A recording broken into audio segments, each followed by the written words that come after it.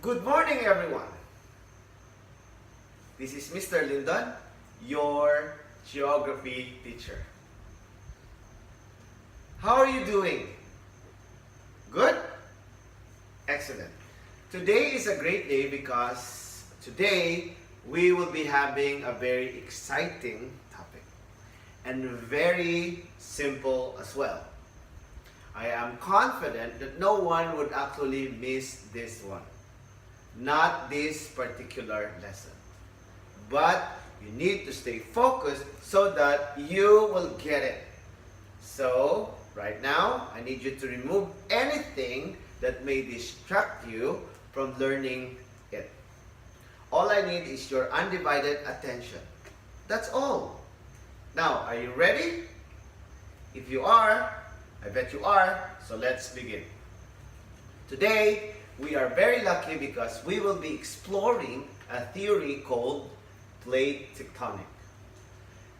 Now listen, student, by the end of our 35 minutes lesson today, I expect everyone to be able to, number one, describe theories related to plate tectonics. Number two, use plate tectonics vocabulary.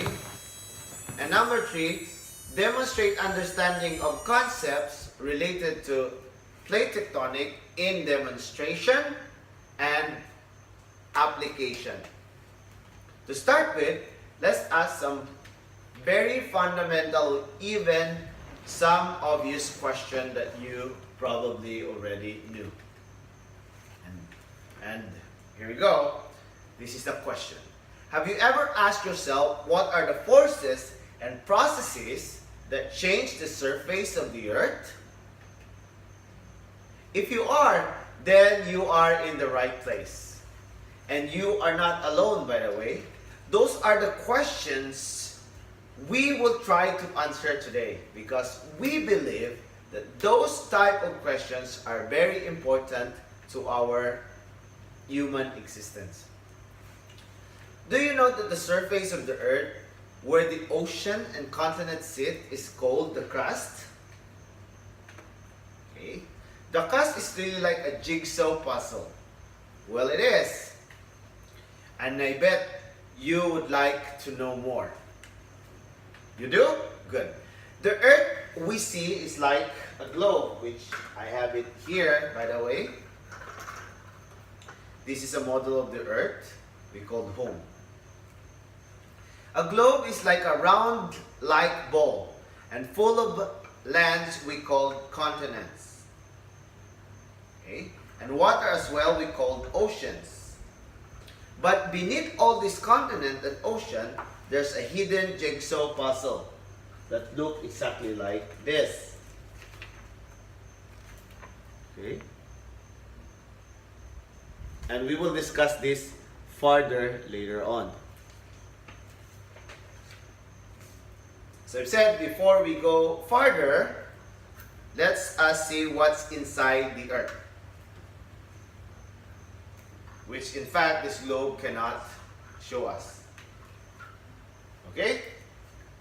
Just right under the earth's crust, okay, is a hot molten rock called the mantle.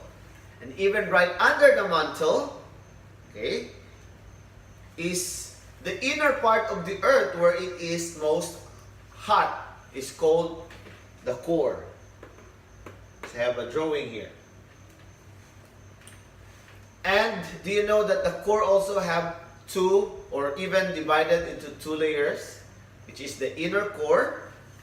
The inner core is made up of iron, solid iron, which is really, really hot, while the outer core is made up of a liquid iron, which is also very hot. The crust we live on, okay, let me digress here, open parenthesis.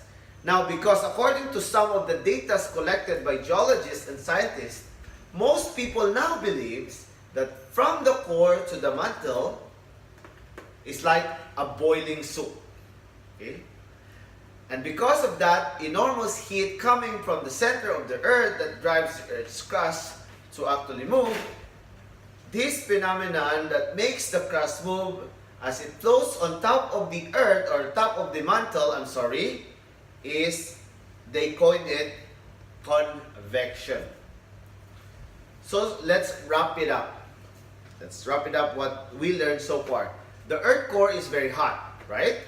It melted the outer core layer, and this phenomenon also melted, the same phenomenon also melted the mantle, which the mantle makes the crust to move. This is called convection. Convection is a movement. Okay, I don't wanna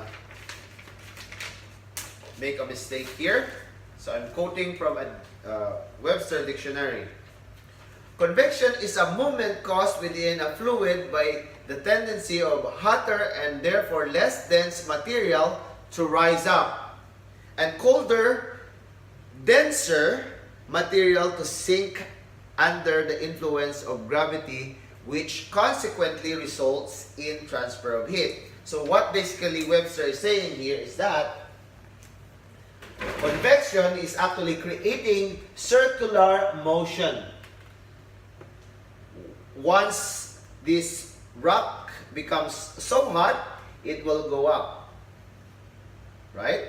And once it goes up, it reaches up here, it tends to be cooler. It cools down. And it cools down, so therefore it goes down again. However, Earth's crust, or also called the lithosphere, is not a single continuous solid land. In fact, it is broken into many pieces, as I've shown you earlier. This picture. Okay? It's like a jigsaw puzzle. These parts of the Earth crust are called tectonic plates. Tectonic plates are huge pieces of Earth on which the continents and oceans are made or sits on.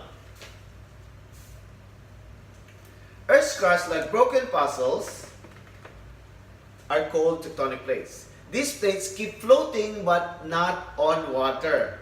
Okay, you might be mistaken. They float on the hot molten inner layer or hot molten inner layers of the Earth called the mantle. But oh, we're not going anywhere soon, everyone, just because we are moving. Yes, the crust do move, but it moves very slowly.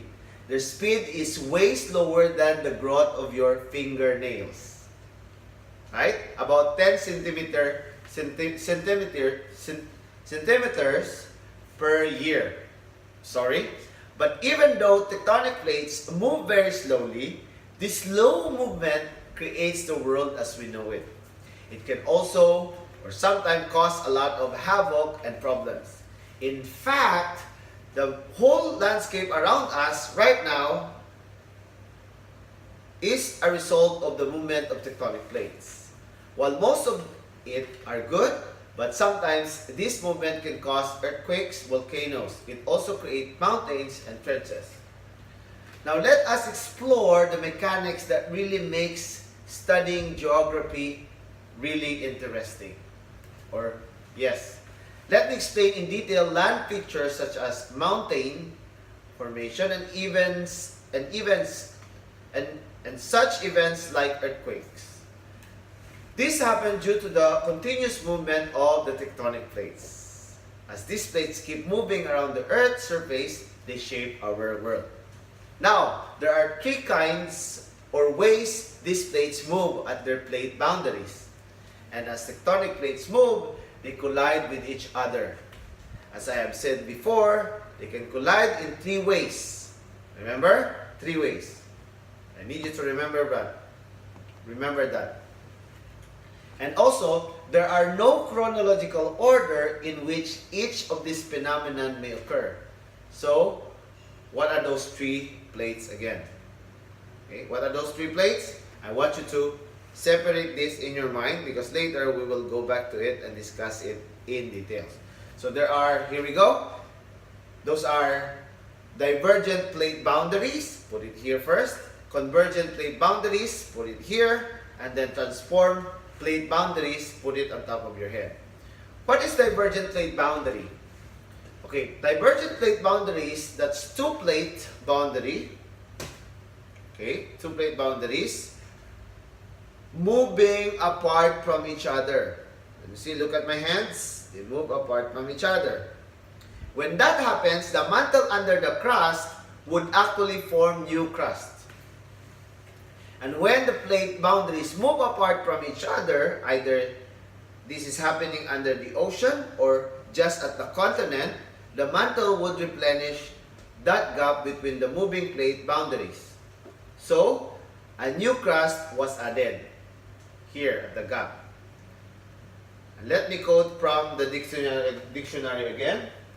I got this online. I don't want to be mistaken. This is very short, by the way, so please listen carefully. And I quote, divergent boundaries are areas where continental or oceanic plates are moving away from each other and creating new crust. Okay? It's very good, right?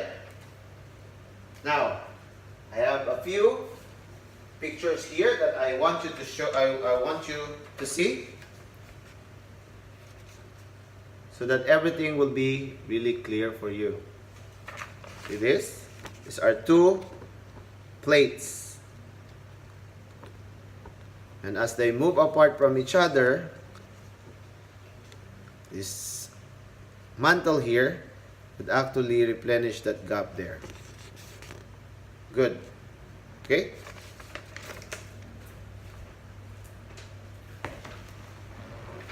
And there are examples as well that we can see around us. One good examples would be the mid-oceanic ridge and the East African Rift Zone. There it is. There it is. Okay. Good? Okay, very good.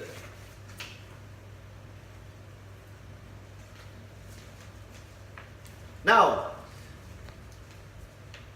that's what we call the divergent plate boundaries. Now let's discuss the convergent boundaries or convergent plate boundary. What is convergent boundaries? This simply means two plate boundaries move toward each other. For that, let me show you first this diagram. Okay.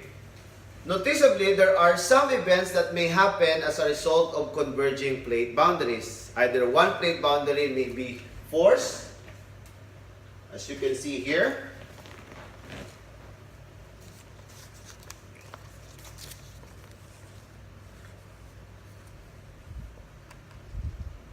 Okay?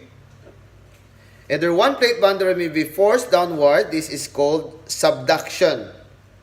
Okay? Wait a minute. What is subduction? Or when does it happen? Okay? Subduction happens when two tectonic plates are being forced together at what is known as a convergent boundary. When an oceanic plate meets a continental plate or another oceanic plate that is younger and so hotter and less dense, the denser plate will be forced under the less dense plate and down into the mantle, as you can see here. Boom.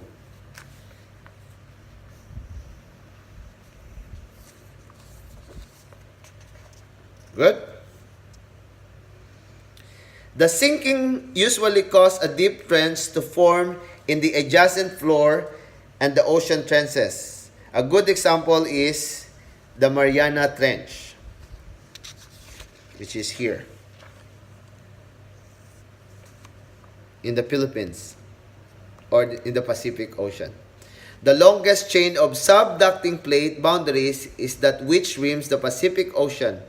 Subduction occurs when two tectonic plates collide. Wonderful. Okay. And that's what happened. And what happens if either converging plate boundaries does not give way? As we've discussed earlier, if one of the plate boundaries give way because it's heavier than the other. It would actually sink, right? But what happened if each boundaries or each plate boundaries doesn't sink in or sink under like this? What happened is, in this phenomenon where both plates boundaries doesn't give in or go under, the other way will both crumple. Okay, this is called uplift, like that, and it creates mountains, fold like that, fold mountains. Okay, you'll be surprised to learn that this is how the Himalayas were formed. So you see, slow movements of tectonic plates can create something as huge as Mount Everest. Wait a minute. Okay, so let's proceed. Now let's go to transform boundaries. What is a transform boundaries? Or transform plate boundaries? Transform plate boundaries happen if plate boundaries slide past each other, or in other ways, plate boundaries collide side each other or slide past each other. Again, slide past, they collide, slide past each other. This event may result in small or even huge earthquake. Now, sometimes the plates boundaries get locked together while moving naturally. This happens at the plate boundaries where two different tectonic plates meet. These boundaries are called fault lines. As the plate, they try to move, as these plate boundaries try to move, a lot of friction and stress build up. Eventually, when the blockage gives way, this stored energy is released, creating what we called earthquake. Okay? So, very good. Let me show you some example here. Here, this area here is where the transform plate boundaries happen. As this plate moves in this direction and in that direction, and then the other plate here moves towards this direction and that direction as well. The gap between there, that's what we call the transform boundaries. And I have the best example is the Andreas Fault. Okay, in North America. Okay, this side of the plates go this way, and that side of the plate will go that way. This area here where the Andreas Fault, where usually the earthquakes occur. Okay, we can have more examples. Okay, now that's the complete explanation of some theories related to plate tectonic. So let's proceed to the next activity, which is learning by doing. Okay. Here's what you need to do. I have outlined here what needs to be done. Okay, so I need you to listen carefully, and I need you to get your pen right now and your notebook, and I want you to write it so that you won't be able to forget it. This is our next activity. I want you to separate into 3 groups. Now, each group must pick one topic from the 3 continental plate boundaries that we have just discussed. Once a topic was picked by a group, other group must pick another. No one should present the same topic. Okay, so that's it. And number 3, I need you to demonstrate using graham crackers and cheese spread the topics you choose. It's either you choose convergent plate boundaries or divergent plate boundaries or transform plate boundaries. Each group must search and provide real examples. Okay? It may be a picture of a country or a video. Okay? And then, I need you to give me examples like the emergent plate boundary and pictures of it. Like, for example, the picture of mid-Atlantic Oceanic Ridge. Is that clear? Okay. In summary, okay, this is after everyone has already showed their presentation. We have to come up with a summary, and this is our summary. These theories, convergent plate boundaries, divergent plate boundaries, transform plate boundaries, describe and explain theories related to plate tectonics. They are the forces under the Earth and at the surface of the Earth which plays an important role in the making and destroying the surface of the planet Earth. Some of it are good, while some of it are bad. And understanding how they are and what they are helps our modern civilization to wisely plan and build on the ever-moving and changing surface of the Earth safer, more stable, and lasting for mankind to thrive. Thank you everyone for listening, and see you tomorrow. Goodbye.